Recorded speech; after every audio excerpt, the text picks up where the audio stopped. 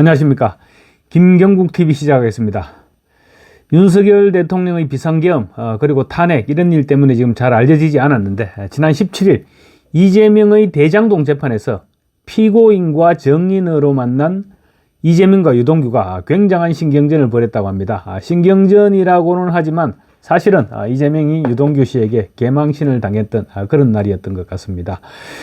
이재명 관련 재판은 가능하면 거의 모두 참관하면서 재판 뒷이야기를 전해주는 백브리핑의 백광현 씨가 17일 저녁에 자신의 유튜브 방송을 통해서 재판 뒷이야기를 했는데 그야말로 들어보니까 그야말로 가관이었습니다.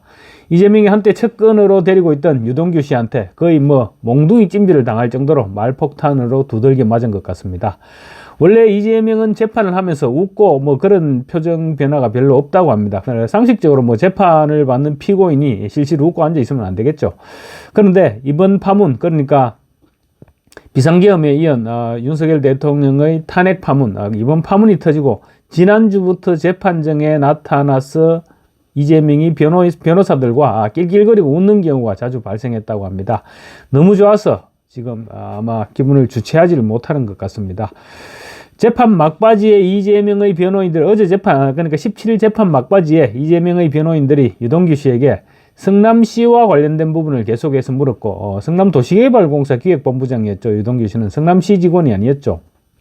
그러니까 유동규 씨는 당연히 성남시의 일은 내가 모르니까 나에게 물어보지 마라 이렇게 말을 했던 것입니다. 그러자 이재명의 변호사가 기다렸다는 듯이 아니 그래 성남시의 일을 잘 알지도 못하면서 검찰에 가서 얘기한 것 같아서 그런다 이렇게 공격을 했습니다. 그러자 유동규 씨는 초창기에 이재명, 정진상, 김만배 사이에서 대장동 사업 얘기입니다. 그 세 사람 사이에서 제가 가교 역할을 했고 그 과정에서 들은 것과 아는 것을 진술한 것이다. 이렇게 기분 나쁜 투로 얘기를 합니다. 유동규 씨는 이재명과 정진상이 김만배가 사업을 할 수 있도록 해주라고 직접적으로 얘기했다고 주장했고 이재명의 변호인단은 직접적으로 지시했던 것은 아니지 않았느냐 이런 식으로 방어를 해나갔습니다. 유동규 씨는 이재명과 정진상으로부터 김만배를 사업자로 당첨시키라고 지시를 받아서 충실하게 이행했다고 전곡을 찔렀습니다.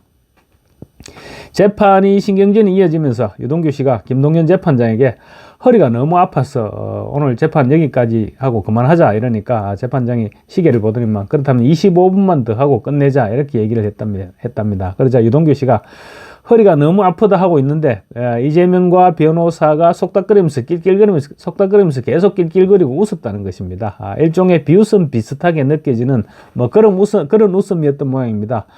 유동규 씨가 쌀이 찢어지는 것처럼 아프다 이렇게 말했는데 옆에서 낄낄거리고 있었던 것입니다. 이재명이 비인간적인가야 익히 알고 있었죠. 익히 알고 있었지만 듣는 입장에서는 굉장히 기분 나빴을 수 있는 그런 웃음이었을 것입니다. 이재명의 변호사가 남은 시간을 계속해서 신문하려 하자 이미 이재명에게 뿔이 난 유동규 씨가 이재명 씨 웃겨요? 이재명 씨 왜 웃겨요? 이런 식으로 하면서 이제 이재명에게 곧바로 직격탄을 날렸던 것입니다. 이재명은 화들짝 놀랐겠죠. 유동규 씨 입장에서는 낄낄거리는 이재명에게 완전히 꽂혀버렸던 것입니다. 유동규 씨는 이재명 씨 나 당신 안 겁나? 당신이 어디까지 올라가서 뭐가 되더라도 난 당신 안 겁나 이렇게 소리를 쳤다고 합니다. 거의 막가자는 분위기가 되어버렸던 것이죠. 그래도 한때 보스로 모셨던 사람인데 이재명 씨, 당신 이런 것까지 나왔으면 갈 때까지 갔다고 봐야 되겠죠. 그러자 변호사가 존칭을 사용해야죠 라면서 끼어들어서 제동을 걸었습니다. 그래서 다시 재판이 시작됐는데 이재명 변호사가 이런저런 질문을 하고 유동규 씨에게 답변을 요구하니까 유동규 씨 다시 말해달라. 내가 지금 저 양반, 이번에는 이재명을 향해서 저 양반을 하고 지칭을 했습니다. 저 양반 실실 웃는 것이 신경 쓰여가지고 제대로 듣지를 못했다. 이렇게 또 발칵 화를 냈습니다. 재판장이 이재명에게 아니 저 피고인 오전에는 마스크를 쓰지 않았느냐 이렇게 얘기하니까 이 말이 무슨 말이냐 하면 왜 마스크를 벗고 웃어서 정연이 화를 돋구나 마스크를 쓰고 있었으면 이런 일이 없었을 거다 했냐 그런 투였다고 합니다. 그러니까 이재명이 알았다고 다시 마스크를 착용을 했다고 합니다. 유동규가 아프다니까 아마도 너무 좋아서 웃음을 멈출 수가 없었던지도 모르겠습니다. 결국 유동규 씨는 참지 못하고 재판장에게 한마디만 하게 해달라고 허락을 받은 후 이재명에게 최후의 일격을 날립니다. 유동규 씨는 이재명 씨 반드시 처벌받을 것이다. 반드시 죄값 치를 것입니다. 라고 쏘아붙였다고 합니다. 재판장이 이제 더 이상 재판을 끌 수가 없다고 판단하고 오늘 재판 여기까지 하겠다면서 정리는 돌아가도 좋다고 하니까 유동규는 나가면서도 이빨을 깍 깨물고 언제까지 웃나 보자 이렇게 말을 하고 나갔다고 합니다. 유동규 씨가 나가자 이제 마스크를 벗은 이재명은 얼굴이 벌겋게 달아올라 있었다고 합니다. 뭐 얼마나 쪽팔렸겠습니까? 근데 사실 보통 사람 같으면 한때 데리고 있던 아래 사람한테 저 정도 말을 들었으면 거의 밤잠을 못 자고 그야말로 정말 화가 나서 식음을 전폐하는 그런 상황이 저 같으면 그렇게 될 것 같습니다. 그런 상황이 될 것 같은데 이재명은 아무렇지도 않았는지 얼굴만 벌개졌을 뿐입니다. 아마 머릿속으로는 곧 대통령이 되는 그런 그림을 그리고 있으니 재판이 눈에 들어올 리도 없었을 것이고 마냥 기분이 좋아서 헬렐레해졌던 모양입니다. 이재명의 망신살은 또 국회로도 뻗치고 있습니다. 이재명의 선거법 위반 항소심 재판 지연이 심각한 상황에 이르고 있다. 이렇게 판단한 이재명의 항소심 재판부가 서울고등법원 형사 6부죠. 항소심 재판부가 소송 기록 접수 통지서를 이재명이 계속 수령을 거부하니까 법원 집달리를 통해서 발송하기로 했다. 이렇게 제가 어제 방송에서 말씀드렸죠. 그런데 이제 그 절차가 어제 17일 날 시작됐다는 것입니다. 이건 창피하기나 망신살이 뻗친 일이기도 하지만 엄청난 사법 절차 방해입니다. 사실은 비난받아 마땅한 행위죠. 어떻게 대한민국 원내 제1당의 대표가 되는 사람이 자기 형사재판을 지연시키기 위해서 폐문부재, 문 닫고 사람이 없다, 이사불명, 이사 가버리고 주소를 알 수 없다, 이런 폐문부재나 이사불명, 이런 지저분한 수법을 동원해서 소송 서류 접수를 기피할 수가 있고 또 급기야 법원 집달리가 국회의원회관과 자택을 방문하도록 합니까? 국회의원회관에 법원 집달리가 오면 이게 무슨 망신입니까? 자기 혼자 망신도 아니고 전 민주당의 망신이고 전 국회의원들의 망신입니다.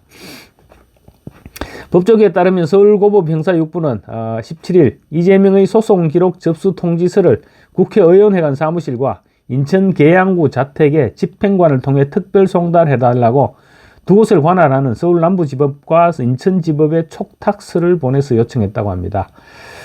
법원 직원이 국회의원회관 사무실과 지역구 자택을 찾아가서 소송 기록 접수 통지서를 직접 전달하겠다는 것인데 이재명이 이번에도 접수를 기피할지 지켜볼 일입니다. 상식적으로 볼 때는 쪽팔려서라도 접수를 받는 게 정상이죠. 그런데 이재명은 어쩌면 집을 비우고 또 국회의원회관 사무실은 직원들을 모두 철수시키든가 아니면 직원들에게 받지 마라고 엄명을 내리든가 문을 열어주지 않든가 그런 방식으로 접수를 기피할 가능성 역시 배제할 수 없어 보입니다. 다른 사람도 아니고 이재명이니까 가능해 보이는 일이죠. 앞서 서울고등법원은 소송기록 접수 통지서를 이재명에게 2차례 우편 발송했지만 이사불명 등의 이유로 송달이 되지 않았습니다. 우편을 통한 방식이 여러 차례 불발되니까 법원이 직접 인편으로 전달하는 방식을 선택한 것입니다. 형사소송법에 따르면 항소심 법원은 1심에서 소송 기록을 넘겨받는 즉시 피고인에게 소송 기록 접수를 통지해야 됩니다. 피고인은 소송 기록 접수 통지서를 수령한 후 20일 이내에 항소 이유서를 항소법 재판부에 제출해야 되고 이때부터 본격적인 항소심 절차가 시작됩니다.